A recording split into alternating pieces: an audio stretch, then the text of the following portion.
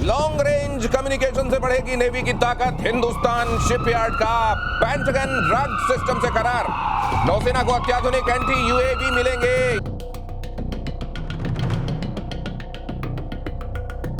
भारतीय नौसेना को मिलेंगे anti drone system. Long range communication से बढ़ेगी नेवी की ताकत, हिंदुस्तान शिपयार्ड का पेंटागन ड्रग सिस्टम से करार। नौसेना को अत्याधुनिक एंटी यूएवी मिलेंगे। ये अत्याधुनिक एंटी यूएवी जो होंगे वो उनका कम्युनिकेशन सिस्टम बनाने का भी करार हो रहा है। क्या है सर, इसको आसान भाषा में समझाइए कैप्टन श्याम। देखिए ड्रोन्स के कई रिक्वायरमेंट्स हैं। देखिए पहले तो एंटी ड्रोन सिस्टम की बात हो रही है, तो एक सिस्टम डेवलप किया जा रहा है जो ड्रोन को काउंटर मेजर में भी ला सके। ठीक है। तो पहले तो हमने कम्युनिकेशन, तो ये भी वैसे होता है सर, सॉफ्ट किल हार्ड किल, इसका भी वही होता है। बिल्कुल जैसे इनके लिए तो हमें और भी जरूरी है, क्योंकि मिसाइल को डिटेक्ट करना, बैलिस्टिक मिसाइल को डिटेक्ट करना, एयरक्राफ्ट को डिटेक्ट करना और ड्रोन को डिटेक्ट करना। तो स्टैंड अलोन सिस्टम्स डेवलप किए जा रहे हैं जो सिर्फ ड्रोन को ही पकड़ पाए और ड्रोन को इंटीग्रेट कर सके दूसरे सिस्टम्स के साथ, ताकि वो ऑप्टिमम यूटिलाइजेशन ऑफ रिसोर्सेज। एक बात और मैं समझना चाहता हूं, आपसे समझना चाहता हूं मेजर गौरव, ये टर्की का और ईरान का इतना नाम क्यों ड्रोन टेक्नोलॉजी में ज्यादा लिया जाता है? देखिए ईरान का तो मैं आपको बता दूं, इसलिए टर्की ने बहुत पैसा लगाया है रिसर्च एंड डेवलपमेंट में। टर्की को मदद भी मिली है, ऐसी बात नहीं कि नहीं मिली है। ईरान को आपने कट ऑफ कर दिया। ईरान को बोला कि तुम्हारे लिए सारे रास्ते बंद हैं, और जब आपने सारे रास्ते बंद कर लिए, ईरान ने फिर देखा कि चोरी से कैसे कर सकते हैं। आपको एक बात पता है, पहली जो सिल्क वॉर्म मिसाइल दी गई थी ईरान को, जो चाइना ने दी थी, वो डायरेक्टली नहीं दी थी, वो दी थी थ्रू नॉर्थ कोरिया। अच्छा। तो इस तरीके की टेक्नोलॉजी, देखिए जब आप किसी को अलग कर देते हैं, वो अपना रास्ता खुद ढूंढ लेता है। आज की तारीख में ट्रंप कहता है ना, तुम्हारे ऊपर सैंक्शन लगाऊंगा, तुम्हारे ऊपर टैरिफ लगाऊंगा। उसके ऊपर तो 1979 से टैरिफ लगा है। ये ड्रोन की कहानी है एक्चुअली, ये उनकी मिसाइल्स की कहानी है। मैं ये नहीं कह रहा कि उनको मदद नहीं मिली रशिया से, मैं ये नहीं कह रहा उनको मदद नहीं मिली नॉर्थ कोरिया से या चाइना से, नहीं, लेकिन उन्होंने खुद का अपना इकोसिस्टम डेवलप करा है, क्योंकि आपने ईरान के लिए और कोई रास्ता नहीं छोड़ा इसलिए। और टर्की ने obviously, Turkey is a European country, Turkey को एक्सेस मिला टेक्नोलॉजी से, और टर्की ने फिर उसमें मेहनत करी, और मेहनत because it's part of European union, Turkey it's part of NATO, तो टर्की को वो एक्सेस तो मिल गया टेक्नोलॉजी का, और टर्की ने काम। तो ये जो ड्रोन के मामले में कुछ एक नाम जो हम सुनते हैं, जैसे हम बैरक्टार ड्रोन सुनते हैं, जैसे हम शहीद 136 सुनते हैं, या हम रीपर ड्रोन सुनते हैं, ये कुछ नाम इतना रिवर्बरेट क्यों करते हैं दुनिया में सर ये ड्रोन मामले में? देखिए आपने जैसे नाम लिया शाहिद, वो ईरानी ड्रोन है। आपने बेरख्तार लिया, वो टर्किश ड्रोन है। और जो रीपर आपने बात की, वो अमेरिकन ड्रोन। ठीक है। इसके अलावा हमने अपने भी ड्रोन्स बनाए हैं। तो ड्रोन्स की कहानी ये है कि जब लोगों ने देखा ड्रोन एक तो सस्ते पड़ जाते हैं, सस्ते हैं, हल्के हैं, ज्यादा वजन ले आ सकते हैं, और किसी भी वॉरफेयर में कई एलिमेंट्स होते हैं। पहला होता है इंटेलिजेंस, सर्वेलेंस, रिकॉग्नाइजेंस, इसमें ड्रोन काम आ सकते हैं। जासूसी, ठीक है, आपको पता लगना चाहिए। दूसरा ये होता है, आपको पता लग गया तो अब आपको मारना है, तो आपको कॉम्बैट ड्रोन्स चाहिए। ठीक है। तो कॉम्बैट ड्रोन्स बनते हैं। अब कॉम्बैट ड्रोन बनने से क्या होता है कि उसका वजन बढ़ जाता है। अब आपको हाइट चाहिए, ड्रोन में स्टेल्थ चाहिए। मैं आपको बता दूं, ड्रोन की स्टेल्थ ऐसी है कि जो हेल एयरक्राफ्ट होता है, हेल ड्रोन होता है, हाई ऑल्टीट्यूड लॉन्ग इंड्योरेंस। जब यहाँ लॉन्ग इंड्योरेंस की बात करते हैं, हम करीब 40 घंटे की बात करते हैं। 40 घंटे वो हवा में उड़ सकता है। My God. और हाई ऑल्टीट्यूड की बात कर रहे हैं तो 12 से 18 किलोमीटर की दूरी पर है। लेकिन उसका जो सिग्नेचर होता है, आपको जान के ताजुब होगा, उस ड्रोन का सिग्नेचर F-35 के सिग्नेचर से कम होता है। क्योंकि उसमें इतनी आपको उड़ाने के लिए आदमी को नहीं उड़ाना है। फाइटर जेट से ज्यादा स्टेल्थ फीचर्स ड्रोन में जुड़ जाते हैं। तो इसलिए स्टेल्थ ड्रोन जो होते हैं उनको पकड़ पाना और भी मुश्किल होता है। और फिर स्वार्म ड्रोन्स होते हैं, जो एक साथ छोटे छोटे ड्रोन्स आपके ऊपर कूद पड़ेंगे। अब उनको आप कैसे काबू में लाएं?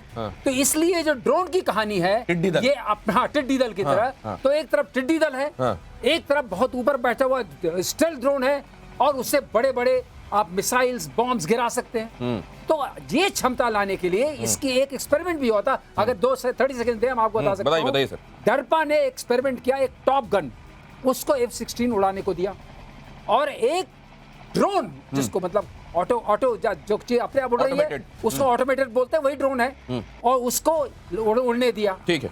उसने अपने 10 सेकंड के अंदर, जब कॉम्बैट उसमें आए बोर्ड में, उस ड्रोन ने टॉप गन को मार दिया। Oh my God. तो इसका मतलब कंप्यूटर जब असेस करना शुरू करता है, जो स्पीड्स आती हैं, जो ऑटोनॉमी आती है, जिसको हम तो मुझे ऑटोनॉमी एक चीज और लग रही है सर ऊडा लूप को छोटा करना। ऊडा लूप का छोटा करना, एकदम छोटा करना। ओके ओ ये जो लूप होता है जिसमें आप ऑब्जर्व करते हैं, फिर आप ओरिएंट करते हैं, फिर डिसाइड करते हैं और एक्ट करते हैं, देखा सोचा समझा मारा, ये वाले लूप को छोटा कर देना, बिल्कुल रिएक्शन टाइम को एकदम कम कर देना, कर दिया। ये होता है ड्रोन। अगली खबर देखिए, मोदी सरकार का बड़ा फैसला, 87 मेल ड्रोन, मेल मतलब medium altitude long endurance drone खरीदने का फैसला। स्वदेशी कंपनियों से ड्रोन की खरीदी, मेल ड्रोन की खरीद प्रक्रिया में तेजी।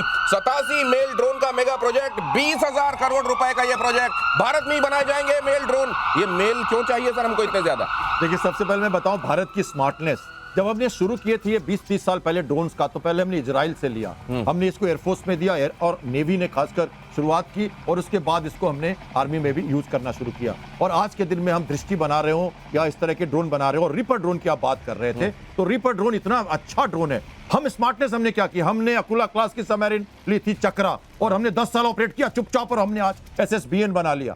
तो हम जो लीज पर, नेवी लीज में सबसे आगे है, हम खरीदते नहीं, हम लीज पर लेते, किराए पर लेते। आज भी रिपर ड्रोन, एक तो हमारे आर्कोनम में हमारे 2 रिपर ड्रोन हैं, और हमारे जैसे उस दिन बात हो रही थी ना, अगर वो आते हैं, सीडीएस ने उस दिन कहा था, मैं था ओबेरॉय होटल में, जब वो कह रहे थे जब आपके चाइनीज आएंगे इक्विपमेंट देंगे तो चाइनीज भी तो रहेंगे ना पाकिस्तान में, टर्की में भी तो थे जो मारे गए, या टर्की के लोग वहां हैं बैठे हुए, वो मारे गए। तो ये जो हमारे जो लोग हैं अमेरिका वाले, वो हैं अभी आर्कोनम में, वो ऑपरेट कर रहे हैं, क्योंकि वो लीज पीरियड में है, तो उनके बूट्स ऑन ग्राउंड हो जाता है उनका, क्योंकि आप OEM को लेके आओगे तो उनको रखना पड़ेगा आपको, और वो लॉजिस्टिक सपोर्ट देंगे, मेंटेनेंस करेंगे। तो OEM को लेकर आएंगे, ओरिजिनल इक्विपमेंट मैन्युफैक्चरर को लेकर आएंगे, और क्योंकि वो लीज पर लिया गया है इसलिए वहां का मैन पावर भी आपके साथ होगा, और कई बार जब आप वॉर सिनेरियो में होंगे तो उनके बूट्स ऑन ग्राउंड होंगे, ये बात बताई जा रही है सर। लेकिन जी, ये जो सेल ड्रोन है बड़ा खतरनाक वाला सर, ये पाकिस्तान के पास है जी, सेल लगी होती है, वहां से लेके आ जाता है सर, और स्वार्म करके भेजता है। जरा इसके बारे में बताइए, इनके ड्रोन कैसे होते हैं? देखिए, मैं आपको, ये बहुत अच्छी बात है,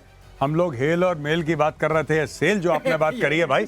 अच्छा, शुरू में जब दिनेश भाई ने सेल, मैंने बोला ये तो कभी मैंने सुना शॉर्ट एल्टीट्यूड, सर ये बिल्कुल, ये जो है ये पाकिस्तानी कर सकता है। पाकिस्तान क्या करता है मैं आपको बताता हूं। ये गए और जो मोदी जी के साथ करा था, यही शी जिनपिंग के साथ करा। पैर पकड़ लो कि भाई बिना ड्रोन लिए वापस नहीं जाऊंगा। हाँ। वो मजबूरी में देना पड़ेगा उसको। यही काम कर। अच्छा, एक और चीज बड़ी इंटरेस्टिंग बात बताता हूं।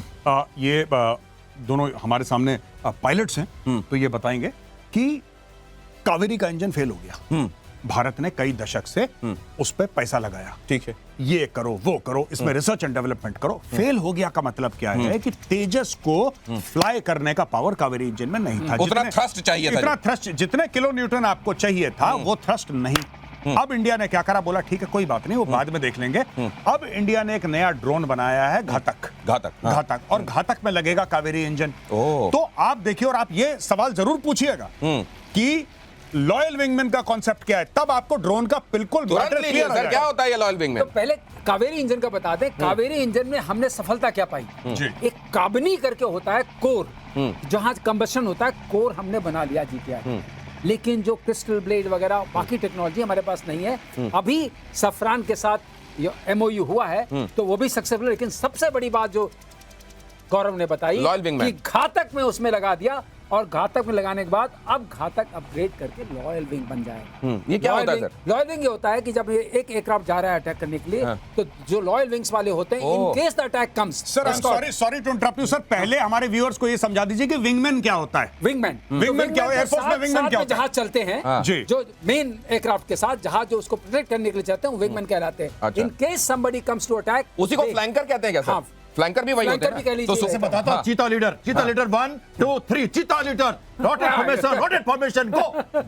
ऑल साइन हम देते हैं उनको, टाइगर, चीता, जंबो, नीलगिरी, हिमगिरी, दूनागिरी, उदयगिरी, राणा, रंजीत, राजपूत, रणविजय, लक्ष्मीबाई, किदुर, चिन्निमा, कुछ भी ले सकते हैं आप लीडर हैं। आपके साथ 1 2 3, अगर 8 एयरक्राफ्ट हो तो 4 फॉर्मेशन में, अलग अलग विक फॉर्मेशन, चार्ली फॉर्मेशन, ये सारे फॉर्मेशन होते हैं। अब लीडर का कॉल होता है, लीडर 8 ही साइलेंस, चुप रहना। आपने छोड़ा, एक PTT दबाया और सारे सिग्नेचर। PTT क्या है सर? प्रेस टू टॉक कहते हैं ना, प्रेस टू टॉक। जैसे दबाया आपने या रडार खोला आपने, ये सब पिकअप होगी, उसके पर्दे पर सब कुछ आ जाएगा। Vim birth, aerial rotation rate, pulse birth, सब पता लग जाएगा। और पहले से फीड है। राफाल 4 गए थे घूमने के लिए अप्रैल के पहले, और सारा सिग्नेचर लेके वापस आ गए थे।